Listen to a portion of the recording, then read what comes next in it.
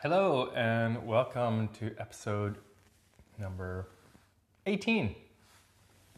So, the title for this week's show is What Question Can I Ask? And kind of how this came about was from this last week. Excuse me, it's really bright in here. I'm sitting right by my window and it's kind of sunny out. Last week ended up moving, and you maybe noticed that the surroundings are a little bit different in a new house. And the move was like, there was a lot, actually. There was a lot to this particular move, a lot going on, and a lot to do, and so on and so forth. And what was interesting was I was talking to my sister, I think it was yesterday or something like that, and it was like the move just seemed to have taken a lot out of me. Not a lot of questions that I was asking in that very moment, but as I was talking to my sister, we kind of got talking about sort of what else is going on, what else is possible, and what's going on with her and what she's choosing, and so on and so forth. And so with that, it was interesting to see what kind of questions, or just really being in the question all the time, what that actually creates. And whatever question you can ask in that very moment, and it may be one of the questions you might be asking is what question can I ask here?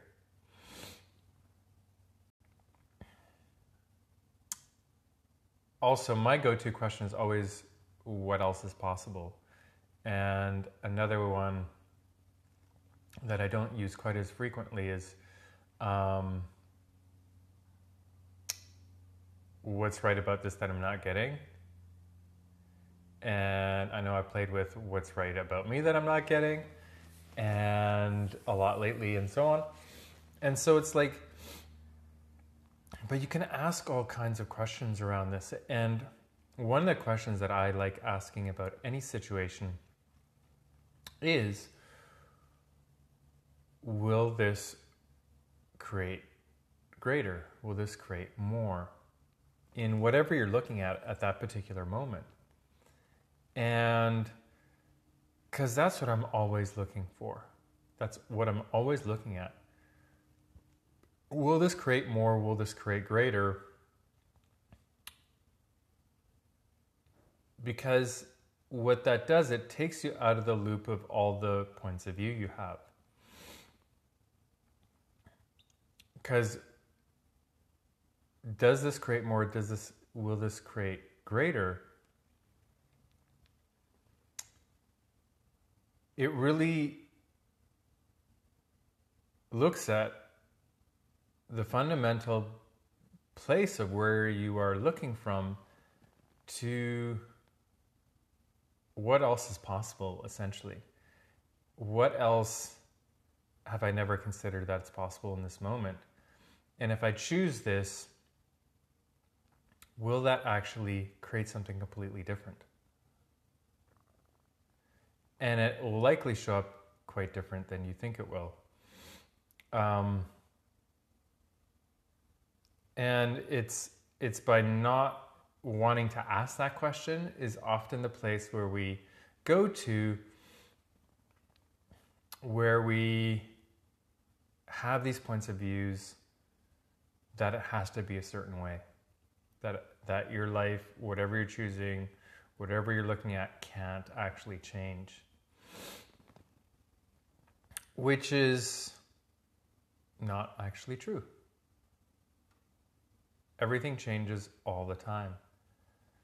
And so it's really the whole thing around asking questions. Even like asking some things, like you're doing something, you're not actually enjoying it. And it's like, okay, so what would I have to do and choose to make this fun? Because you can change everything around. You can really look at everything going on in your life and go, okay, so what would I have to change here for it to be fun? And I think the other thing too that seems to be popping a little bit right now too is, how actually aware are you that you never ever acknowledge? This seems to come up all the time, and I notice it particularly with other people. Other people in my life, I tend to be able to see things clear in their world. And I see where we go, where we have all this awareness and we don't know what to do with it. And it's like, what are you actually perceiving in that moment? What are you actually aware of? And I know one of the questions that comes up is like, well, how do I know that I don't have a point of view about it and I'm just perceiving it? And it's like, well, you can actually ask that question. Am I perceiving this, or is it a point of view? And that will give you the information that you're looking for. That will give you the information on what it is that you are actually looking at. Are you coming from a place of conclusion, or are you actually coming from awareness? And it's actually a beautiful question to be asking all the time, because it gives you this, it gives you the awareness of when you have a point of view and a conclusion, and you're just using it as saying it's awareness, or vice versa. And so it can get you more clear on where things are just a point of view and where things are actually an awareness, or a perceiving, or a knowing, or a being. And these are things that I think most people don't realize how much they're aware of. And how much they're aware of many different people's points of views. And how many people take on points of views, including you, including me. And instead of like looking at things, okay, what am I aware of? What am I going to choose? What works for me? What do I want to create in this world? What actually, by me choosing blank, will create what I actually truly desire to create in this world?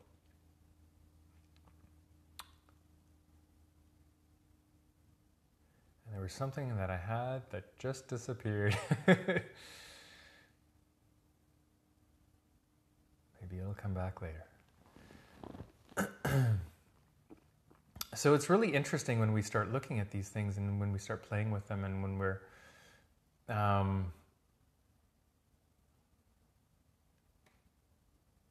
pulling what we'd like to create into our world, and to play from the place of no point of view, to play from the place of like where anything is possible, where you're just constantly asking questions and there's literally never an end point. And it's funny because I know so many people create to an ends, to a means of some sort. And when you do that and you actually get there, then you're like, oh, what now? And you literally have to ask that question, otherwise you're going to be just floating, which is fine. And it's like, it's really the constant looking at what else you can create and what else is possible in that moment. And it is really the question that gives you the freedom and the space to create way beyond you ever thought was possible in your world. And to acknowledge how much you can create and to know what's possible. And so coming back to what question can I ask? Well, there's all kinds of questions. There's literally an infinite amount of questions that you can ask at any given time. And it may seem really overwhelming. And it may seem like a lot. And what if it wasn't? What if you didn't make that significant? What if you didn't make that more? What if you didn't make that bigger or more than you are? And what if it's just information? What if everything you're doing, all the questions you're asking, is just to get information? So you have more information to look at what you want to create and choose whatever you'd like to choose. And how much ease can that be? That there's literally nothing wrong, no wrong question, no right question. There's just question to get information. Information isn't right and wrong, it's just simply information. And it just gives you more information to choose whatever you'd like to choose. And so, what more is possible with that? And what would you like to create in this world? What would you like to play with? And there's a few different things that as I kick my camera, there's a few other things that I've been looking at that I'd like to play with. And one of the things that I've been looking at, it came up actually by watching a couple documentaries on two different sports figures. One was an archer from India, and another one was a distance runner from Kenya. And both of them talked about the mental game that they play with themselves, essentially. It wasn't as specific as that, but it did very much touch on that, and they were talking about mental coaches. And I actually like sports quite a bit. I watch sports. I don't play tons, but I've always been fairly active. And I find it interesting to watch the energy within sports and how the energy changes within a game, whatever game you may be watching. And they talk about these mental coaches, more with individuals in a sense. And it's really cool because that's really something that's quite fascinating. And something that I was aware of that they call it a mental game. I just really see it as points of view that we have. And this lack of knowing or lack of following our knowing that puts you into doubt. And as soon as you go into that doubt, you've already lost. And it's not losing to anyone else, it's actually losing to you. You're playing against yourself. And so the whole concept around mental coaching is quite interesting to me because I'm aware of what people choose and how that shows up in sport. More so with individuals than group sports, but it's the same thing essentially. You're just dealing with more people in a group, obviously, but it's still this one sort of consciousness or this one point of view and this one desired way of being. And even though that all sports are based on competition, it's not really, when it really comes down to it, most of the time it's not about winning per se. When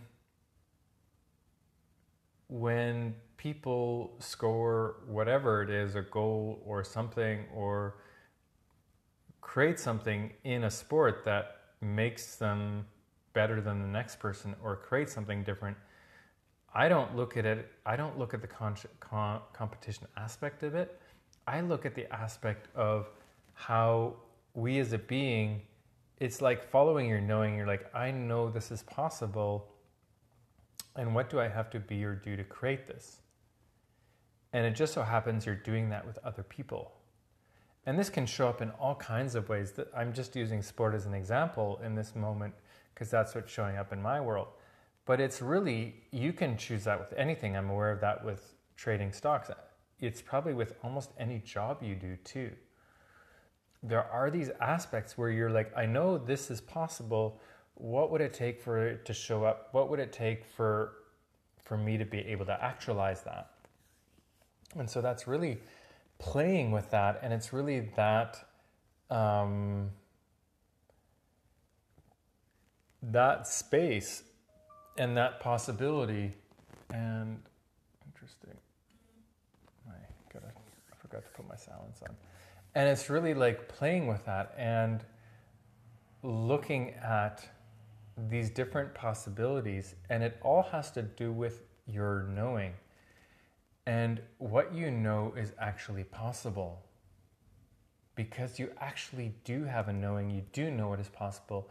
And it's really about, in any of these situations, it's when you actualize it, it gives you this sense of like, oh, I actually did follow my knowing.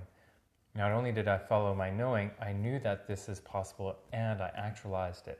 And that's what's fun. That's why people create. That's why people keep on creating. That's why people choose more and keep on choosing, and that it's never ending. And like, think just for a moment, if you woke up in the morning every single day and you knew exactly what was going to happen that day, you knew exactly the way it would show up, there would be no space for anything else. And if you knew that you knew the exact information, you knew everything of what that day would be like, would it become really boring after a while? Because really what drives a lot of people is the sense that they know something else is possible, and that's what they'd like to create.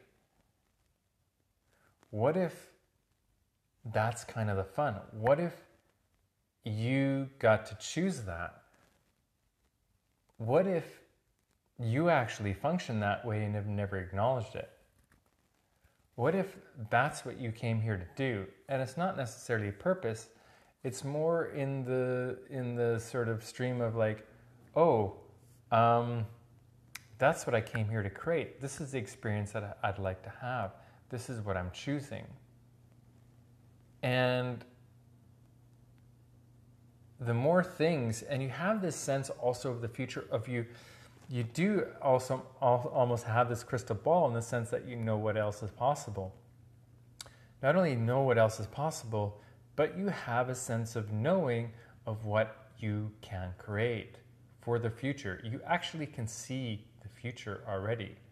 What you generally can't see is the details of how it shows up. But you do have a crystal ball. And that crystal ball is your knowing. And it's through your perceiving that you perceive these different things, and that's when you can ask questions to get clarity and get more information on what you are perceiving. So you can actualize what you'd like to actualize.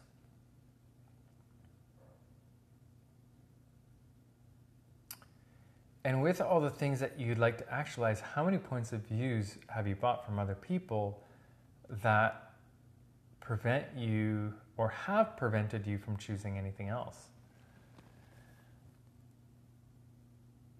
How many times do you look at something, you're like, I know it's possible, though there's something about this that you won't choose because you have a point of view around it, and most likely it's not yours.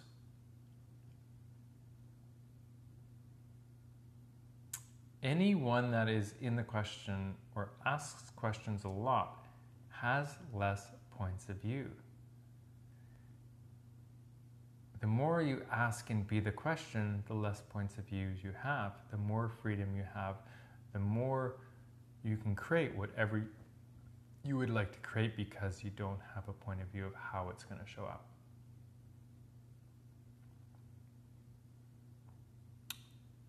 In my own life, an example is this house that we're in. It works on so many levels. It has a view. I'm actually looking at it right now. And if I showed you, it'd probably just be all whited out, so I'm not going to even bother. But it has a view, and it has more of a sense of this comfort, of like what's the word, comfort, but there's like it's a more of a sense of like a homey home. I don't know, even that's a terrible like description of it. But what I came to realize, and because we moved into a new area, we were looking around. There's a couple of houses up the street that were for sale and for rent, and so I looked them up online. And two of the houses are brand new, and two of them are older, but they've been renovated to some degree. And these two houses that are brand new, they're beautiful. They're beautiful. There's so many things about them that's beautiful. But it doesn't give me a sense of like, it was too cold. The houses were too cold. There is no life in it, I guess, is what was lacking. And these are beautiful, beautiful places. And what I realized, what I require in a house, in the inside of the house, is wood. I require more wood. For some reason, wood equals life to me, in a different way than other textures do. For instance, marble or tile or whatever is beautiful, but I actually prefer wood. Wood does more for me and my body than tile or marble does. And it doesn't mean that marble and tile aren't amazing, they are. But there's something about wood, and so I would actually require way more wood on the interior. It gives it warmth, that's what I was looking for, warmth. And however that shows up in my world, which doesn't necessarily mean that shows up in your world, and it can show up completely different. And it probably does. And so it's just looking what works for you and becoming aware more and more what does.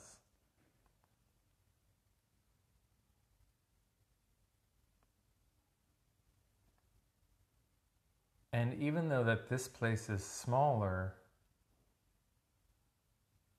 on so many levels, there is a different space about it. And I wouldn't say that it's more space or less space energetically. There's just a different space. And there's a different type of nurturing. And there are a few things that I would change if this was my place. And it's not a requirement in this 10 seconds either. But it also gets me to see again more what works for me. And that's what I'm always looking at. I'm always looking at these different places of like what actually works for me. And then what works, how does that work together in the collective as well? And so these are all these places that we can look at and ask. That's another question you can ask yourself. What actually works for me? Is this working? Is my life working? Or is it not? And would I like to change it?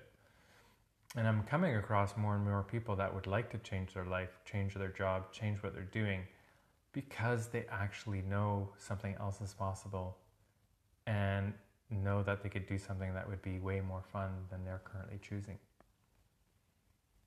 What if you are one of those people? What if you've always been one of those people? I know I have. I'm constantly changing. I think the longest I've ever had one job,